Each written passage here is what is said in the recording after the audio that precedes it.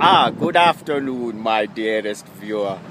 Thank you so much for joining me. My name is Hussein Zaidi, aka Zaidi Boy.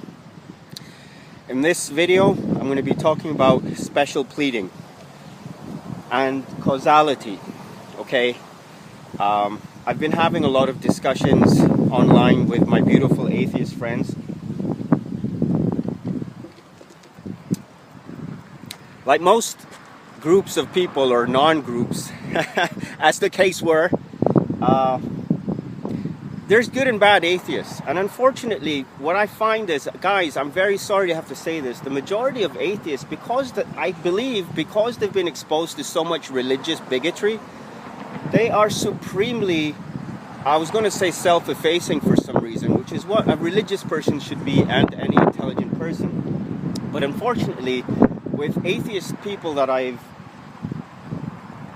been interacting with, I mean, they're up in arms over such silliness, and they're very defensive, and of course they're exceptionally intelligent, notwithstanding the fact that they haven't realized a simple thing like an ordered universe can't just be.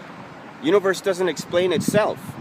Universe must be explained by something other than itself, which is therefore not governed by any of the physical laws of the universe. It's so obvious. If I create a robot, then I'm orders of magnitude different than the robot. If I was to go down to the robot's level and say, to somehow figure out some kind of programming language and say, well, robot, do you dream? And the robot will be like, what are you talking about? I'll be like, you know, are you spiritual? Robot won't understand that. Robot might be able to compute algorithms, but a human being that creates the robot is orders of magnitude bigger. Anyway, this is Scarborough Hospital in the background here. I live just over the hill over here. Nice, beautiful trail working its way through Scarborough. I've never been down here, so, you know, my dear viewer, I'm always interested in taking you on new and unexplored vistas. So here we go. Ever since my wife left me, all I've got is you guys. So guys, my atheist friends, I want you to know that the sound's gonna be terrible on this, I know it. I don't even know why I make these videos anyway. I mean, I'll get like 20, 30, 40 views if I'm lucky.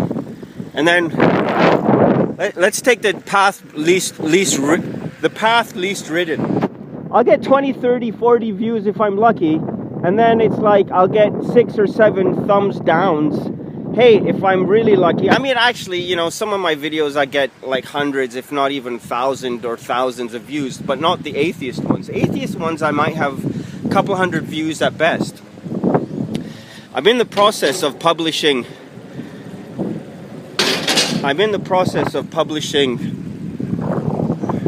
How you doing, brother? Oh shit. There we go. Good to see you out on the trail enjoying the day. Oh, we have to, man. Before the weather gets cold, right? Absolutely. Take care, sir. Thank you. So, alright, so there you have it. I'm publishing a rebuttal to Richard Dawkins' The God Delusion, and it's actually, in terms of, I have it online, like in a Google Docs document, and in terms of my world and how my stuff goes, it's relatively popular. It's gotten quite a few clicks, quite a few hundreds of clicks. Anyway, most of my atheist videos, I mean, are scorned by my atheist friends. And I want to add once again, when I say atheist friends, I'm not being facetious at all. I've learned a lot from atheists, and I highly admire... Wow, this is gorgeous. I didn't even know this place existed. You know, once again, that's the beauty of Canada. This is Toronto. Like, we're not anywhere near downtown, but regardless of the fact, there's all kinds of beautiful trails and scenic panorama everywhere. Like, My wife and I lived in Seattle for about a year or two in 2008, 2009, that kind of thing. And people say Seattle's beautiful and there's a lot of water. And this is all true, but they don't have the civic amenities that Canadians should be rightfully proud of, which is making sure that the general public has access to the best parts of the landscape and the flora and fauna. You know, the parks and rec folks out here really do a great job. Wait for YouTube. The parks and recs folks really do a good job for in terms of planning things out in terms of an urban perspective. I'm rambling, obviously, right? Okay, so atheists are amazing people. First of all, they have the courage of their convictions, and they are correct in saying that the majority of religions out there are full of nonsense. I mean, my answer to that is, well, the Islamic view is that God exists and he bestowed religions and books upon people of past, and they ended up corrupting them. Now, religion may not be, any given religion may not be 100% correct in its present form. Of course, every practitioner would like to think that their religion is. I dare say, you know, as a Muslim, I believe that my particular brand of religion is 100% correct. I don't see why not. The Quran is inimicable. It's full of miracles of science, and you know, just reading it is a profound spiritual experience, quite frankly. I guess what I'm trying to say is, in terms of science, now, here's the thing. I just want to point out once again that when I interact with atheists on Twitter, right, a lot of the time I get a very patronized response and name calling and people calling me an idiot and uneducated and a buffoon and, you know, laughing and writing out emoticons with, oh, laughing myself to death. You know, whatever I say, I'll get lols and cat calls. And it's almost like poor atheists have been so vilified themselves that their natural response is to, you know, just to attack and be super defensive.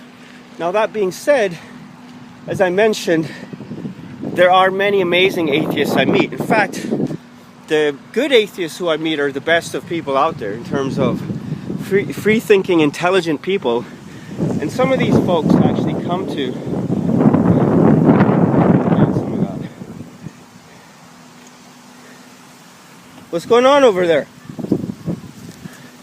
Keep playing, keep playing. Oh my God, if you want to come inside. So, the good atheists that I talk to and interact with are the best of people. Very intelligent, very thoughtful, very principled, and essentially religion. I'm rambling so much here, I don't even know what I'm talking about anymore. It's like I've been talking for 9 minutes, and sometimes I don't even think the damn thing is worth it. It's like I've been going on, I haven't said nothing. What I was trying to say is this, that I want to, I guess, throw up two contradictory argumentative structures that atheists put forth. Now, the whole thing is based on cause and effect. And I guess what it is that everything in the universe was caused by something else. Now, I'm going down obviously the path of the famous Law of Causality that like atheists will deride me and say has been debunked, like by Occam's razor or some nonsense like this. Oh my God, now the traffic's gonna destroy things. The sound, eh?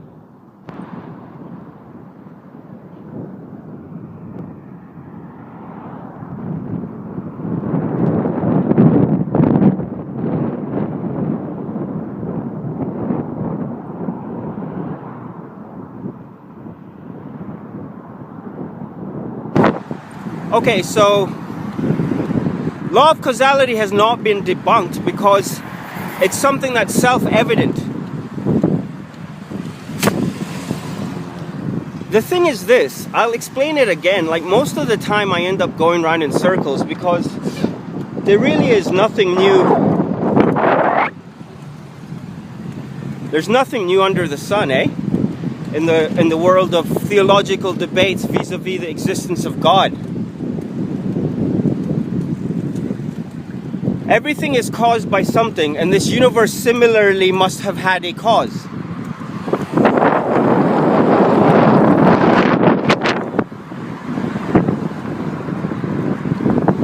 Now,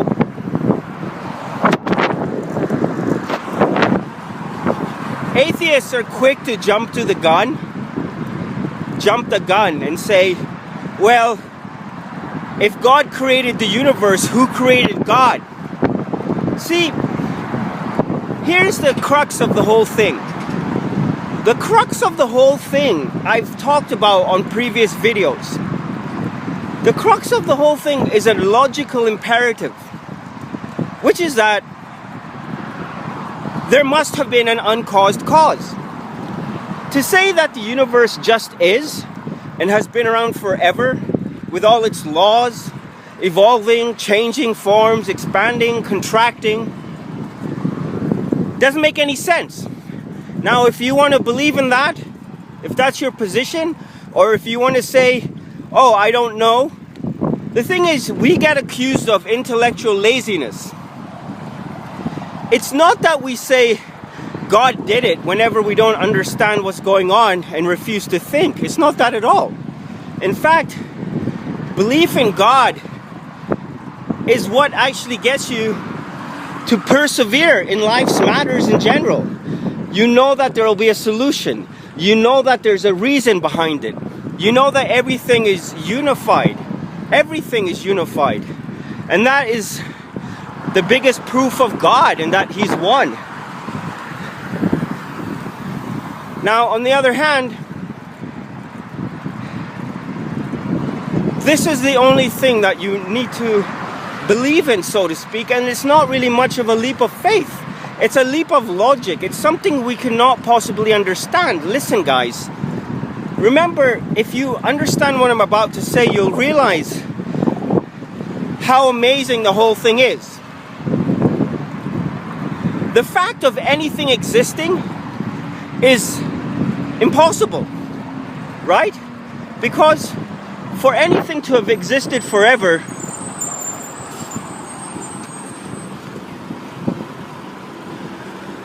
for anything to have existed forever is absurd, right?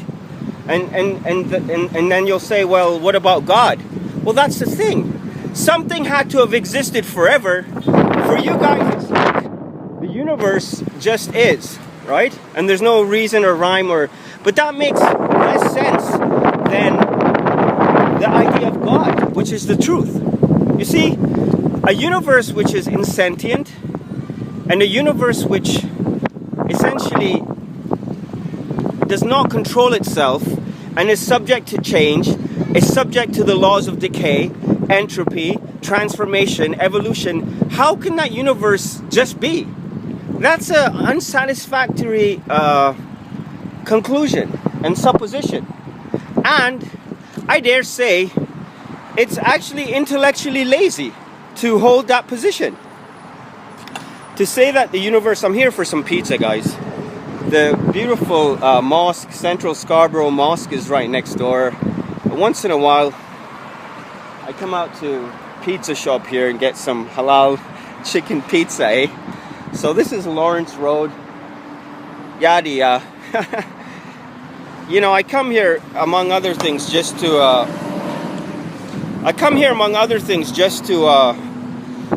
support the guy, eh? The poor guy. So I'm going to lock my bike right now and hopefully wrap this thing up. It's been 15 minutes. I mean, I hope somebody watches this and enjoys what I've been talking about. The thing that makes this thing worthwhile for me is it's like on my last video, for example, a beautiful atheist came and actually spent like several paragraphs. I'm talking about a couple of pages of really good, cogent thoughts. After having listened to the video, after having thought about what I was saying, they come back with a response and questions and all this kind of stuff. And I will never belittle a person that does that. I will never belittle their position.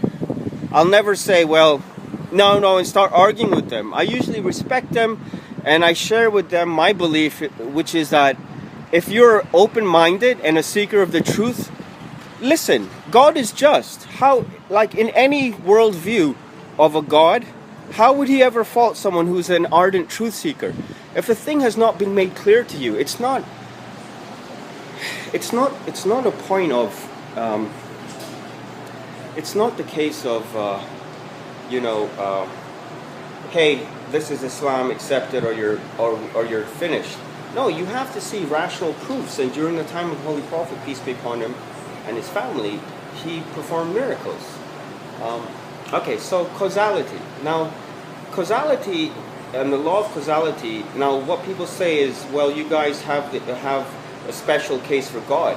Like everything needs a cause except God. Well, here's the thing: everything needs a cause. That's self-evident. That's not a claim. Everything was caused by something else. Everything is dependent on something else. Things are similar to one another in this universe. But whatever caused the universe is dissimilar to all of that. This is the whole thing that you don't understand. Proof of God is done by reason, and they're logical imperatives. You can't say, show me God. Why would you be that presumptuous? Even if God did exist in a bodily form, is he meant to show up in front of billions of people in person? Or it's like the UFOs. Some people believe in UFOs, some people have seen UFOs, so, whatever. But here's my question to you guys.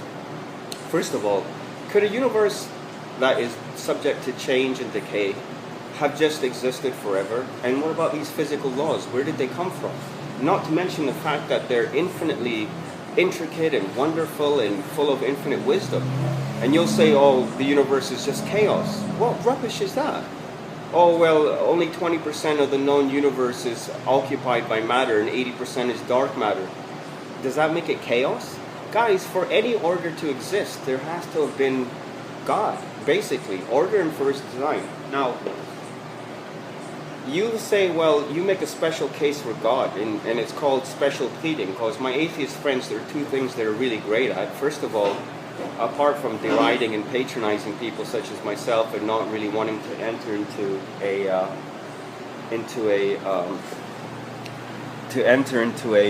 a discussion on things, atheist person will say, well, you make a special case, and they'll come up with all these argument structures. Oh, Occam's razor. Oh, straw man argument. Or, arguing from futility and all these kinds of things. Because they're so used to arguing and they're so intelligent, they get caught up in all this hierarchy. I just ask simple, basic questions and ask for a logical response. Because I really am trying to, guys, understand your point of view. Special pleading flies in the face of infinite regression. So let's say, okay, God created the universe, then God must have had a creator, then that creator must have had a creator. Does that make any sense to you? It keeps going on. It's called an infinite regression, and it's logically absurd. What's the alternative? The alternative is the universe has just been forever, with all its laws, just evolving, changing. It doesn't explain itself, it just is. And it's created intelligence, it's created life, it's created consciousness, it's created all these kinds of things. Assalamu alaikum. How are you, brother? Good, how are you doing? Good. तो क्या special है आज? So, Yeah, brother. What do you say? यार क्या special क्या है आज? आज का स्पेशल आप क्या चाहते हो? फूड आप? लार्ज पिज्जा जो आप बनाते हो मेरा हाँ, जब वो तो यार आपने सारी नीचे लिखा हुआ है मंडे ट्यूसडे. ओके तो हाँ जी, फिर हाँ. मैं फ्राइडे को बरकत वाला दिन है मैं आपको आज जी, हाँ. इसलिए मैं आया हूँ यहाँ तो पे. आपके लिए मैं आज स्पेशल बना सकता हूँ, आपको अच्छा लगेगा इंशाल्लाह. हाँ जो भी है. एक चिकन लेग, बड़ा चिकन लेग, नहीं यार, राइस, पिज़्ज़ा सलाद के चाहिए. साथ. अच्छा पिज़्ज़ा चाहिए. तो ये फ्रेश अभी निकला, ये चिकन वाला है. 2 स्लाइस आपके लिए काफ़ी है. 3 स्लाइस लेंगे. 3 स्लाइस चिकन वाला, आनियन, ग्रीन पेपर, 675. मोर दिन ना. और वो लार्ज जो है वो मंडे ट्यूसडे होता है. वरना कितने का देंगे आप? हाँ जी. पिछली दफ़ा $10 का दिया था आपने मुझे. हाँ जी हाँ. फिर वो बनाओ तो आप बताओ ना तो मैं वही करूँगा That's the thing, so it doesn't बस matter. I कोई don't. बात नहीं चिकन डालो हाँ। नॉर्मली चिकन हम नहीं डालते आपके लिए डालेंगे हाँ. लेकिन जैसे कि चिकन कौन होता है 10,000 में एक टॉपिंग होता है अच्छा. तो chicken is like count 2 topping but you are Oh, okay, right. हाँ, chicken was डाल के बना दे यार. All right, so yeah, excellent. So, sorry about that. Hacky TV, huh? Homeland. So guys, it's a logical thing. It's like you guys come up with these things like, oh, this doesn't make any sense and we may never know and blah blah blah. But with regards to the question of God, seriously, don't be intellectually lazy. Think about the alternatives. There's 3 of them, and only one of them is tenable, which is that there is a God and He's an uncaused cause. Okay, so once again, God created the universe, and my atheist friend will ask, well, who created God? And then the question becomes an infinite regression. Who created that creator, and who created that creator? And does it make sense that there's an infinite number of creators that go on in perpetuity? Or even that there's an infinite number of causes, just causes. Let's not name it. Like I was on Twitter the other day, and another atheist friend was belittling me and saying, well, you know, if there's an uncaused cause, to call it God is a lack of imagination and so on and so forth, and uninventive and all these kinds of things. Guys, you don't realize the implications, I guess, behind something being an uncaused cause. An uncaused cause is impossible, and it's inexplicable.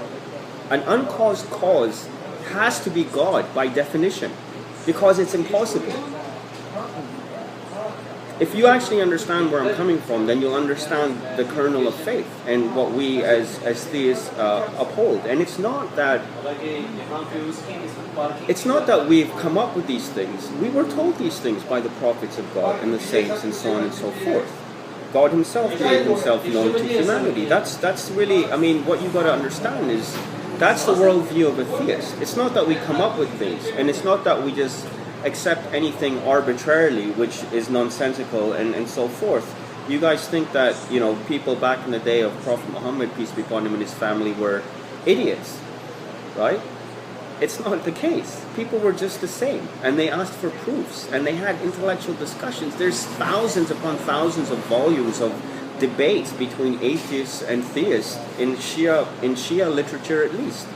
You know, as a Shia Muslim, I can point you to a couple of references. You can look up something called The Tradition of the Myro-Balan Fruit. I'm rereading it again today, and it contains most of the arguments that you know, go towards providing a logical and a reasonable foundation for the existence of God. Okay, so let's forget about God just for a second. We live in a world of causality, period. And the universe was caused, period, by something. And that cause, to say that it was caused by something or it was caused by something, once again, it's an infinite regression. Infinite regression of causes doesn't make any sense. There had to be an uncaused cause. It's just like saying universe exists today, it expands and then it contracts and it blows up and it just is. There's something out there. We don't know what it is. That's intellectually lazy in my book. It's like saying, like, and okay, and if you accept that it just is, doesn't make any sense. No, once again, how can a universe that is subject to change and decay, subject to entropy and evolution, doesn't explain itself, doesn't control itself, is just following certain laws? The universe obviously is subservient to the physical laws of the universe, and the physical laws of the universe are proof of God. You can't show me a physical law, but you can show me the effects of that physical law. And the physical law had to precede whatever it controls. So if an atom comes into existence, it doesn't just choose its own shape and size and I'm going to bounce around like this, I'm going to orbit, like electrons are going to orbit the nucleus and so forth, and there'll be this many protons and neutrons and so forth. No, those things are, the blueprint is already in place. It makes total sense, right? So basically, if religion has decayed and atrophied to a point where a lot of it is garbage, it doesn't obfuscate the fact that there is a God. And there's a reason that He's allowed or wants, I mean, the Quran basically says this. If we had wanted to, we would have made you all of one religion, right? But that we want to try each person by what we've given them. That's why an atheist can't be faulted, and a Buddhist or Christian or Jew, or every person has his own personal struggle. I mean, atheists would have it that the world should be such that whenever you pray, God answers, and there should be no suffering, and blah, blah, blah. That, what you're talking about, is called heaven. This world is not like that at all. It's totally changing on a day-to-day, minute-to-minute, moment-to-moment basis. It's full of unexpected, just abhorrent things that are abhorrent to the senses. It's amazing and it's intense. I used to say, and my wife didn't like it, she's Christian, God bless her, and she's from Colombia. I used to say God is intense, and she didn't like that. She likes things like God is loving and so forth and forgiving and merciful, but God is intense. This world is very intense and it's fearful, and God is fearful. Yuhaddirullahu nafsahu, says the Quran. God warns you about himself. Okay, so once again, law of causality versus infinite regression. So, do you believe in a universe that is just forever? Okay, and physical laws that of guiding the universe that are forever? And people essentially, what they do is they shy away from what we're perceiving, and they kind of grasp onto ethereal things, which is actually what they're doing without realizing it, in my mind, is they're moving into the Godhead. What they start saying is things like, well, there are no physical laws. There's something going on. We just don't know what. We have close approximations. But once again, guys, it all boils down to there is order. Regardless of how we perceive it and how you describe it, in reality, order exists. إِنَّهُ الْحَقَّ كَمَا أَنْتُمْ تَنْطِقُونَ, says the Quran. This is the truth, just like you guys talking to one another. Order exists. You can't say all pockets of order exist among chaos and they disappear. That is order. That's order. This so-called seeming chaos is not chaos then, because it wouldn't allow the order to exist. There's 60 Imam, peace be upon him, in the tradition of the myrobalan fruit I was telling you about. Myrobalan. Mark, Yankee, Radio, October, Lima, Mark, Yankee, Radio, October, Bravo, Alpha, Lima, Alpha, November. Myrobalan fruit. Tradition of the myrobalan fruit is this long multi-page discussion between an atheist physician from India and her 60th Imam, peace be upon him, the great-great-great-grandson of Prophet Muhammad, peace be upon him, and his family, and he said a lot of beautiful things, like Newtonian laws. He talks about something is not going to change unless acted upon by an external force. Why do things evolve at all? Why do galaxies form from stardust? Why did the universe suddenly pop into being? Everything is caused by some external force. Okay, so once again, has the universe just existed forever? And what about physical laws? Have they just existed forever? It doesn't make any sense whatsoever. The universe does not and cannot explain itself. How did intelligence come into being? How did consciousness come into being? Awareness?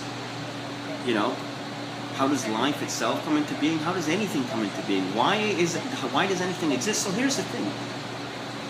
If you actually ponder this question very carefully, you'll realize that for anything to exist is amazing. And there had to be an uncaused cause. There had to be an I am. And guys, to call the universe the Alpha and Omega is absurd and simplistic. And once you realize that there's an uncaused cause, it suffices it. It's sufficient for God. The Quran says something really very interesting. Isn't it sufficient for your Lord that He witnesses everything? So when the universe was created, He was there. And whatever, He's been around forever, essentially. And whatever has been around forever, by definition, is God. Anything that is just alive and has never not been can only be God by definition. If you guys understand that, then there you have it. So once again, you come up with all these convoluted argumentative structures. Well, special pleading is not logical. I mean, it doesn't answer to it. Special pleading, for sure there's special pleading. But still, adhering to that structure, you've got to take it a step further and realize that there had to be an uncaused cause. And that cause is exception. And there is always an exception to the rule. Versus infinite regression. Unlimited series of causes. unlimited universe just going on, extending back into eternity. It doesn't make any sense. Anyway, I just want to say, guys, from a religious perspective, from an Islamic perspective, all we're worried about is people being good. You know what? The Quran says that if you believe and do good, then you go to heaven. And it doesn't even exclude non-Muslims. Jewish people, Christians, man amana wa amila salihat. So, to me, belief in honesty and goodness and kindness and compassion and being polite and being a good person, that's what really counts. Everyone knows you have to be honest, and it's self-evident. You don't need to prove it, right? If someone stands up and starts arguing about the need to be honest versus dishonest, the guy will be laughed down and put in jail, essentially, if he acts those things out. Because he'll start stealing from people and whatnot. So what I'm trying to say is, honesty is God, right? That kind of thing. Goodness is God. You'll say, well, our genes are programmed to be good, and no, it's not the case at all. Animals sometimes are altruistic, but they're generally nothing like humans that are like altruistic humans that go out of their way and sacrifice themselves, literally, in order to uphold noble ideals. This is a purely human thing, and the whole question of animal versus human, it's like we're so advanced compared to animals. And for here, please. If there had been anything other than a god, then there would have been all these subspecies in between. It would have been like Star Wars. I just watched the Force Awakens, eh? Nice move, eh? J.J. Abrams. J.J. Abrams is the man, eh? Anyway, so there you have it. Like, it would be like Star Wars. You'd have all these subspecies. Some of them would be stupid, some would be smart, they'd be clothed, they'd be talking, they'd be doing all kinds of things. The fact that you just have the human kingdom and then the animal kingdom and nothing in between doesn't make any sense. Thank you, sir. Alright, see you later, guys. Talk to you soon. Comments appreciated as usual. Remember, you don't have to believe in God, but you do have to believe in good. Do visit my Twitter feed, Samuelis Remus. My blogspot is zaidiboy.blogspot.ca. Talk to you soon.